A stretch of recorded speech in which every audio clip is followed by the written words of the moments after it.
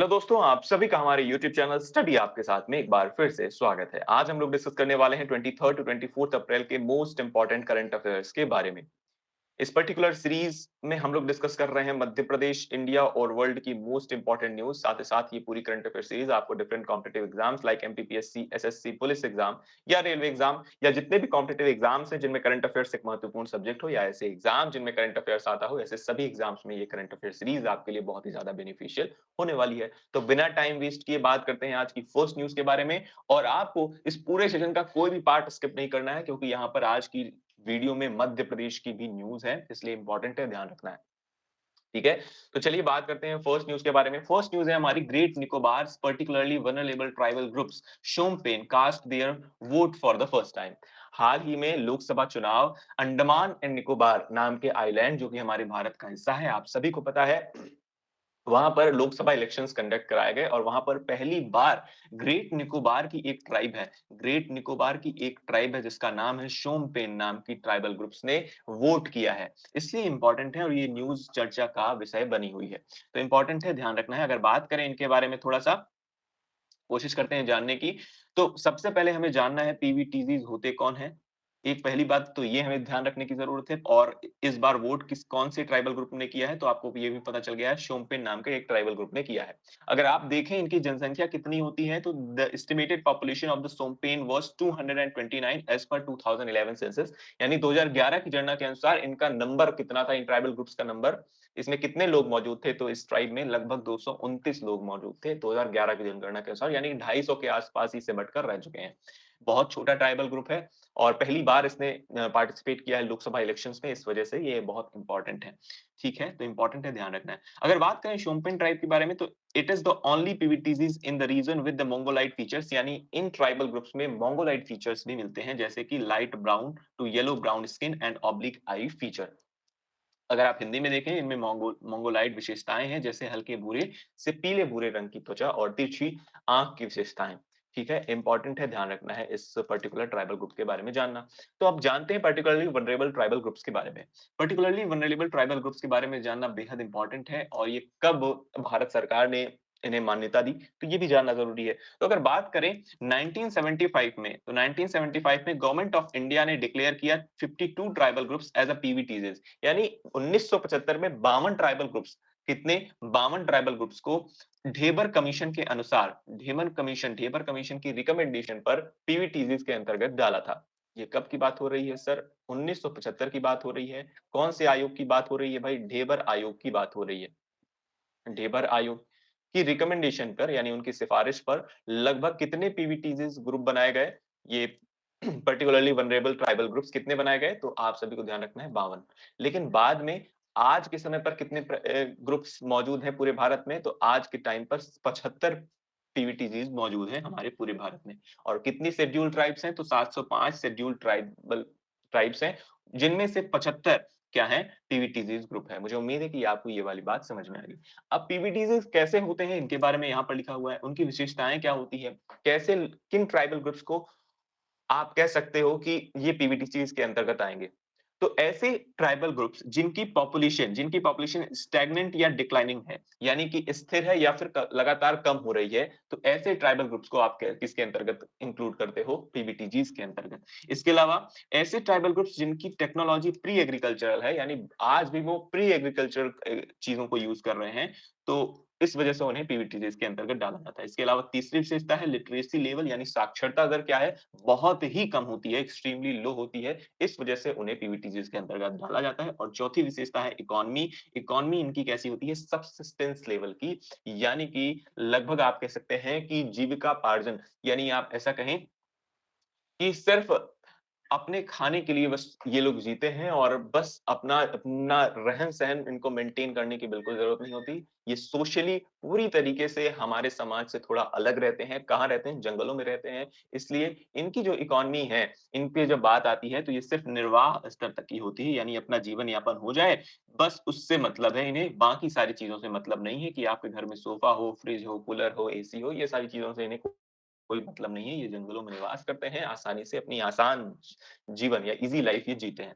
अगर बात करें फिर से पढ़ने की, तो आप यहाँ पर बहुत सारी चीज़ें लिखी हैं। तो हालाँकि वही सारी चीज़ें मैं आपको ऑलरेडी बता चुका हूँ, ढेबर आयोग पर मैं हाइलाइट कर रहा हूँ और 2006 में पहले इसका नाम पीटीजी था और बाद में इसे पीवीटीजी कर दिया गया है। तो ये भी आपको ध्यान रखने की ज़रूरत है। मुझे उम्मीद है कि सारी बातें आपको समझ में आ गई हैं। तो ये ध्यान रखना ज़रूरी है सोमपेन नाम की ट्राइब के बारे में। तो चलिए बात करते हैं अगली इंपॉर्टेंट न्यूज़ के बारे में। अगली इंपॉर्टेंट न्यूज़ है Pragya Mishra. Pragya Mishra appointed as a OpenAI first employee in India. Pragya Mishra को हाल ही में ओपेनएआई का पहला एम्प्लॉयी नियुक्त किया गया है इंडिया में। अब जब बात करते हैं ओपन एआई के बारे में, तो आप सभी को ये बात पता होनी चाहिए कि इसके फाउंडर कौन है। प्रश्न इससे ज़रूर पूछा जा सकता है, तो आपको ध्यान रखना है सैम अल्टमैन इसके फाउंडर हैं। ये ज़रूर आप लिख लेंगे क्योंकि एमपीपीएससी जैसे एग्ज़ाम में एमपीपीएससी या किसी भी स्टेट पीसीएस की अगर आप तैयारी कर रहे हैं, एमपीपीएससी या फिर किसी भी ऐसे एग्ज़ाम जिनमें कंप्यूटर जैसी सब्जेक्ट आती है, आप ऐसे एग्ज़ाम की तैयारी कर रहे हैं जिसमें कंप्यूटर आता है, वहाँ पर ये प्रश्न ज़रूर पूछा जा सकता है और ये बिल्कुल इम्पोर्टेंट है, ठीक है? ओपन एआई का ही एक इन्होंने एक चैटबॉट लॉन्च किया था जिसे आप क्या कहते हैं चैट जीपीटी। आपने नाम बहुत सुना होगा इसके बारे में। चैट जीपीटी किसने लॉन्च किया था? तो ध्यान रखना है ओपन एआई ने लॉन्च किया था। इसके फाउंडर कौन है? Sam Altman. चलिए, बात करते हैं प्रज्ञा मिश्रा जी के बारे में। तो प्रज्ञा मिश्रा जी को हाल ही में चैट जीपीटी के विकास के लिए संगठन ओपन एआई ने सरकारी संबंधों को सुविधाजनक बनाने के लिए भारत में अपने पहले अधिकारी प्रज्ञा मिश्रा को काम पर रखा है क्योंकि यह एक जनरेटिव एआई उत्पादों के साथ आगे बढ़ता है। तो मुझे उम्मीद है कि ये बिल्कुल सिंपल सी न्यूज़ है, हेडलाइन टू हेडलाइन न्यूज़ है। इसमें स्टैटिक पूछा ज़रूर जा सकता है इसके फाउंडर के बारे में, तो आपको फाउंडर के बारे में मैंने आपको बता दिया सैम अल्टमैन। चलिए, बात करते हैं अगली इंपॉर्टेंट न्यूज़ के बारे में। अगली इंपॉर्टेंट न्यूज़ है 24th of April national Panchayati Raj day important है, ध्यान रखना है। कब मनाया जाता है? 24 अप्रैल को प्रत्येक साल नेशनल पंचायती राज दिवस मनाया जाता है। एमपीपीएससी के एस्पिरेंट्स को तो ये बिल्कुल ये भूलना ही नहीं है। ये इतना ज़्यादा इम्पोर्टेंट है कि यहाँ पे मैंने 6 स्टार लगा दिए हैं। इस वजह से आप समझ सकते हैं कि कितना ज़्यादा इम्पोर्टेंट है एमपीपीएससी एस्पिरेंट्स के लिए। एमपीपीएससी एस्पिरेंट्स ये ध्यान रखेंगे कि पहला नेशनल पंचायती राज दिवस कब मनाया गया? तो आपको ध्यान रखना है 2010 में मनाया गया और किस दिन मनाया जाता है? तो 24 अप्रैल को मनाया जाता है। अगर बात करें the day marks the enactment of the constitution 73rd constitutional amendment act 1992 on 24th of April 1993।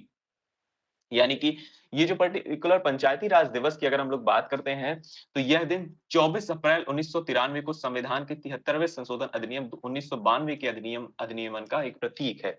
कब 73rd कॉन्स्टिट्यूशनल अमेंडमेंट तो आप सभी को पता है 73rd कॉन्स्टिट्यूशनल अमेंडमेंट एक्ट ये तो आपको बिल्कुल याद रखना है। ठीक है? किससे रिलेटेड है भाई? तो ये पंचायत से रिलेटेड है। ठीक है? पंचायत से रिलेटेड है। जबकि 74th कॉन्स्टिट्यूशन अमेंडमेंट एक्ट की जब बात करते हैं आप, तो वो किससे रिलेटेड है? वो म्युनिसिपैलिटी से रिलेटेड है। ठीक है? तो ये ध्यान रखना है। इसके अलावा 73वें संवैधानिक संशोधन द्वारा संविधान में पंचायतें यानी कि जैसा कि मैंने आपको बताया पंचायत नामक भाग 9 जोड़ा गया, इंपॉर्टेंट है, ध्यान रखना है। ठीक है? इसलिए मैंने सारी इंपॉर्टेंट चीजें यहाँ पे डाल दी हैं। जमीनी स्तर पर लोकतंत्र का निर्माण करने के लिए इस अधिनियम के माध्यम से पंचायती राज संस्थान को संवैधानिक बनाया गया है। क्या उद्देश्य है? क्यों इसका निर्माण किया गया है? जमीनी स्तर पर यानी ग्राउंड लेवल पर लोकतंत्र का निर्माण करने के लिए।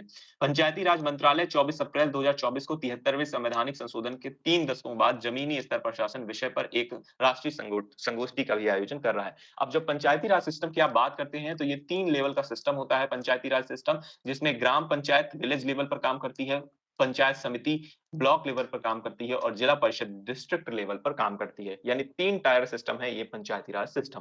मुझे उम्मीद है कि आपको ये वाली बातें समझ में आ गई हैं। अगर मैं बात करूँ पंचायती राज के बारे में, तो पंचायती राज के बारे में 73rd और 74th constitutional amendment as it is बहुत इंपॉर्टेंट है। आपको पढ़कर जाना है कहाँ? आने वाले अपकमिंग प्रीलिम्स एग्ज़ाम जो कि होने वाला है जून में।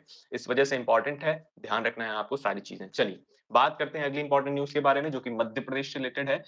अच्छा, एक चीज़ और ध्यान रखेंगे आप प्रीवियसली यहाँ पर आपको ये भी ध्यान रखना है एमपी में टोटल कितनी पंचायतें हैं और वो भी ध्यान रखना है एमपी में टोटल कितनी म्युनिसिपैलिटीज़ हैं यानी नगर निगम है। ये दोनों फैक्ट भी आप एज़ इट इज़ ध्यान रखेंगे। चलिए, बात करते हैं अगली इंपॉर्टेंट न्यूज़ के बारे में। अगली इंपॉर्टेंट न्यूज़ है मध्य प्रदेश की प्राची यादव ने जीता है 2 gold medal at 2024 ECC para canoe Asian championship. तो सबसे पहली बात कि आपको प्राची यादव जी का नाम बिल्कुल रटा हुआ होना चाहिए करंट सिनेरियो में। ठीक है? एग्ज़ाम पॉइंट ऑफ व्यू से अगर हम लोग सिर्फ बात करें तो, ठीक है? प्राची यादव जी एक पैरा कैनो प्लेयर हैं, पैरा कैनो प्लेयर हैं, तो किस खेल से संबंध रखती हैं? तो ये पैरा कैनो प्लेयर हैं, तो सबसे पहली बात ये और इन्हें इसी साल अर्जुन अवार्ड से भी सम्मानित किया गया है, तो ये एक अर्जुन अवॉर्डी भी हैं, इस वजह से इनका नाम ध्यान रखना है। टोटल 4 अर्जुन अवॉर्डीज़ हैं, 4 में से 1 कौन है? एक यहाँ पर आपको दिख रही है, एक का नाम और मैं बताने वाला हूँ और बाकी 2 लोगों का नाम आप सभी मुझे बताएँगे, ठीक है? तो अर्जुन अवॉर्डी हैं प्राची यादव जी, ये जो एक पैरा कैनो प्लेयर हैं, एज़ इट इज़ इम्पोर्टेंट है, ध्यान रखना है इनके बारे में। चलिए, पढ़ते हैं इस न्यूज़ के को। ये जो पर्टिकुलर न्यूज़ है, इस पर्टिकुलर न्यूज़ में कहा गया कि मध्य प्रदेश की शीर्ष para canoe player Prachi Yadav ने टोक्यो, जापान में आयोजित एसीसी पैरा कैनो एशियाई चैंपियनशिप में 2 स्वर्ण पदक जीते हैं। उन्होंने महिला एकल 2 और महिला बीएल 2 कैटेगरी में ये पदक हासिल किए। उन्हें इसी साल जनवरी में अर्जुन अवार्ड से भी सम्मानित किया गया है। तो मैंने ऑलरेडी आपको ये वाली बात बता दी कि इन्हें अर्जुन अवार्ड से सम्मानित किया गया है। बाकी ये न्यूज़ तो है ही इम्पोर्टेंट कि इन्होंने ACC para canoe Asian championship में 2 गोल्ड मेडल हासिल किए हैं। तो ये न्यूज़ तो अपने आप में इम्पोर्टेंट है। इनका नाम बिल्कुल नहीं भूलना है आपको। एक पैरा कैनो प्लेयर है प्राची यादव। प्रश्न इस तरह से भी पूछा जा सकता है। ठीक है, बात करते हैं अगली इंपॉर्टेंट न्यूज़ के बारे में। अगली इंपॉर्टेंट न्यूज़ है Col Addison Napyo to serve as Papua New Guinea first defence adviser to India. First defence adviser India के लिए कौन बने हैं? Col Addison Napyo, as it is important है, ध्यान रखना है। Taking forward defence cooperation between India and Papua New Guinea, PNG appointed its first defence adviser to India. First defence adviser किन्हें नियुक्त किया गया है इंडिया के लिए? तो ध्यान रखना है Col Addison Napyo, as it is important है, सिर्फ नाम आपको ध्यान रखना है। कॉल एडिशन नैप्यो कहाँ से बिलॉन्ग करते हैं भाई? पपुआ न्यू गिनिया से बिलॉन्ग करते हैं और उनके लिए यहाँ सर्व करने वाले हैं as a first defence adviser. ठीक है, अगर बात करें पपुआ न्यू गिनिया की तो यहाँ पर आपको ओशिनिया नाम का वो वर्ल्ड मैप पे अगर आप देखेंगे तो ओशिनिया आपको दिखता है बिल्कुल ऑस्ट्रेलिया के ऊपर और यहाँ पर आपका मौजूद है Papua New Guinea, as it is important है, ठीक है? ध्यान रखना है। इधर आपको फिलीपींस देखने को मिलता है, ठीक है? और ये पूरा जो आइलैंड है, ये जो छोटे-छोटे आइलैंड्स हैं, इन्हीं से मिलकर हमारा क्या बनता है? इन्हीं से मिलकर हमारा बनता है ओशिनिया। ये जो आपको लास्ट में यहाँ पर दिख रहा है, ये क्या है? न्यूज़ीलैंड है हमारा। चलिए, बात करते हैं अगली इंपॉर्टेंट न्यूज़ के बारे में। अगली इंपॉर्टेंट न्यूज़ है प्रेसिडेंट द्रौपदी मुर्मू कन्फर्ड पद्म अवार्ड्स एट राष्ट्रपति भवन। राष्ट्रपति भवन में हाल ही में पद्म अवार्ड्स दिए गए। पद्म अवार्ड्स कितने होते हैं? तो आप सभी को पता है टोटल 3 पद्म अवार्ड्स हैं। एक है पद्म भूषण, दूसरा है पद्म विभूषण और तीसरा है पद्मश्री। 3 अवार्ड, ठीक है? तो ये आपको ध्यान रखना है और पता होना चाहिए और आप सभी से मैं एक क्वेश्चन इससे रिलेटेड पूछने वाला हूँ, प्रैक्टिस क्वेश्चन वाले सेशन में। तो आप क्वेश्चंस का जवाब ज़रूर दीजिए करिए जिससे आपका जो बेसिक और बाकी सारी चीज़ें हैं वो सभी स्ट्रॉन्ग होती रहें साथ ही साथ। The award were announced early this year on the eve of Republic day यानी गणतंत्र दिवस के मौके पर इन्हें अनाउंस किया गया था इन अवार्ड्स को। टोटल 132 पद्म अवार्ड्स को अनाउंस किया गया जिसमें से 5 पद्म विभूषण हैं, 7 पद्म भूषण हैं और 110 पद्मश्री अवार्ड्स हैं। जिनमें से मध्य प्रदेश के भी कुछ लोग हैं जिन्हें पद्मश्री अवार्ड से सम्मानित किया गया है। यानी इस साल पद्म विभूषण और पद्म भूषण में मध्य प्रदेश का कोई भी व्यक्ति नहीं है और जबकि पद्मश्री में कुछ पर्सनैलिटीज़ हैं जिनके बारे में आज हम लोग डिस्कस करने वाले हैं पर्टिकुलरली क्योंकि 110 लोगों के नाम आप सभी को तो मैं यहाँ पर बस डाल दूँगा और आपको याद तो बिल्कुल नहीं होने वाला और वो इतना इम्पोर्टेंट भी नहीं है। तो जितनी चीज़ें इम्पोर्टेंट है वो सारी चीज़ें मैं आपके लिए यहाँ आज लेकर आया हूँ। टोटल 30 अवॉर्डीज़ हैं women, 8 persons from the category of foreigners, NRI, PIO और ओसीआई और 9 पोस्थुमस अवॉर्डी हैं यानी मरणोपरांत कुछ लोगों को अवार्ड दिया जाने वाला है।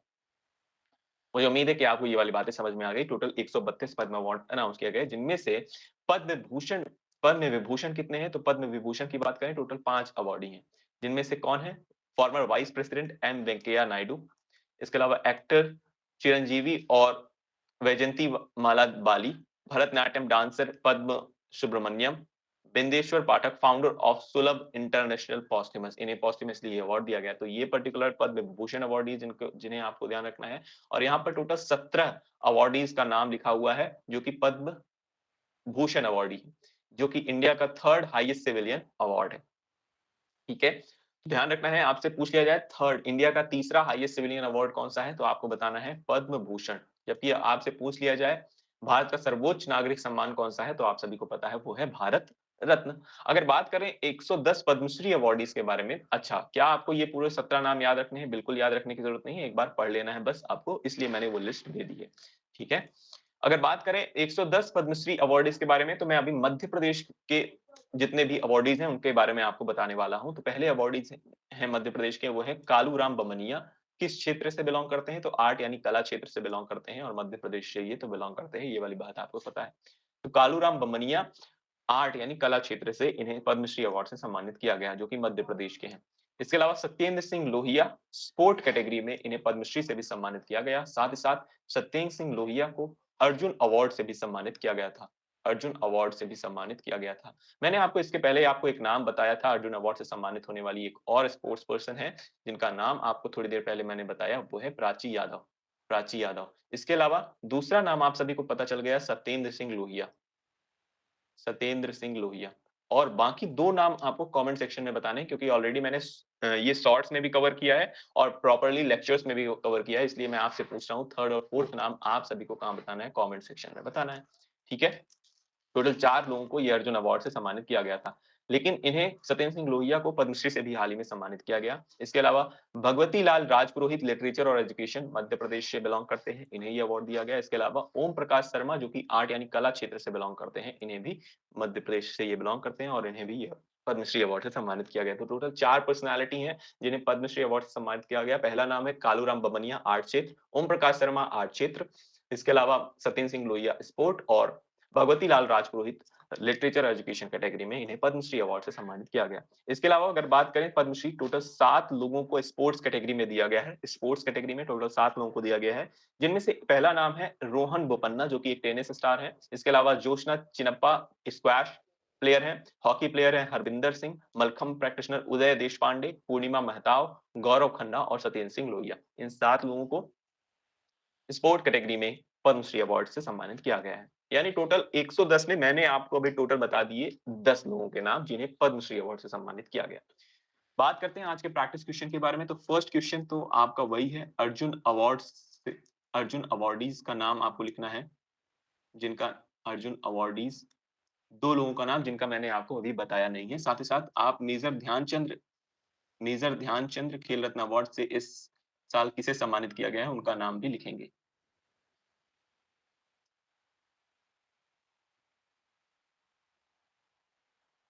ठीक है? इसके अलावा सेकंड जो इम्पोर्टेंट क्वेश्चन जो कि आप सभी को बताना है, वो है डीपीएसपी के किस आर्टिकल में ऑर्गेनाइजेशन ऑफ विलेज पंचायत के बारे में बताया गया है? एज़ इट इज़ आपको इसका जवाब भी कहाँ देना है? कमेंट सेक्शन में देना है। मुझे उम्मीद है कि आपको ये पूरा सेक्शन समझ में आया होगा और आपको पसंद भी आया होगा। इसके अलावा अगर आप चाहें तो मुझसे इन social media handles specifically Instagram, Telegram और फेसबुक पर जुड़ सकते हैं। साथ ही साथ आप हमें यहाँ पर फॉलो भी कर सकते हैं, जहाँ पर आपको इम्पोर्टेंट अपडेट्स मिलती रहेंगी। साथ-साथ टेलीग्राम पे आपको इस पूरे सेशन की पीडीएफ भी आसानी से मिल जाएगी। यहीं पर आपकी एमसीक्यू प्रैक्टिस भी चलेगी, अगर आप चाहेंगे तो कि एमसीक्यू भी हो तो आप ज़रूर बताइएगा। साथ ही साथ हम लोग मिलेंगे अपने नेक्स्ट लेक्चर में, तब तक के लिए आप सभी अपना ख्याल रखिए और इस पूरे सेशन को अपने दोस्तों तक पहुँचाइए, शेयर कीजिए और मुस्कुराते रहिए। Thank you, Tata, bye-bye.